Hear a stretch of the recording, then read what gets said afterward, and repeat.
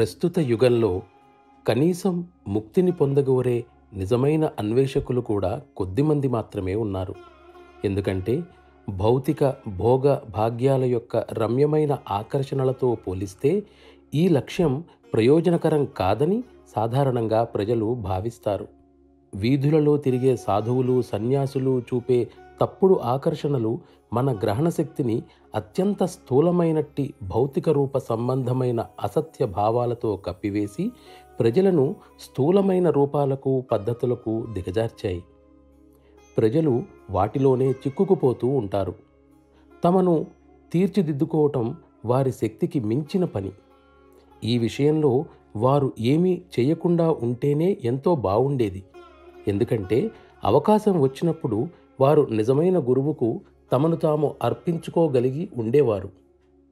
తయారైన మోటుగా ఉన్న కలప వస్తువుల కంటే ముడికలప రూపంలో ఉండడమే ఎంతో మేలు. ఆ తర్వాత ఎలాగ కావాలంటే అలాగా మలచుకోవచ్చు. ఎందుకంటే ఒకసారి తయారైన కర్ర వస్తువును కోరుకున్న మరో రూపంలోకి మలచటం ఇంచుమించు అసాధ్యం. ఈ కారణంగా పూర్తిగా అధఃపతనం చెంది దైవ విరుద్ధమైన విషయాలు విధానాలు పవిత్రమైనవిగాను దైవ సంబంధమైనవిగాను భావింపబడుతున్నాయి.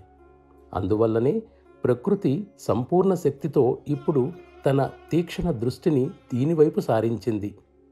సమీప భవిష్యత్తులో ఏం జరుగుతుంది అనేది సామాన్యుని ఊహకు అందని విషయం. కాలానుగుణంగా పనిచేయటానికి ఎవరికి తన శక్తులను ప్రసాదించిందో అతడి విధి నిర్వహణలో సాధారణంగా ప్రకృతి ఎన్నడూ జోక్యం చేసుకోదు.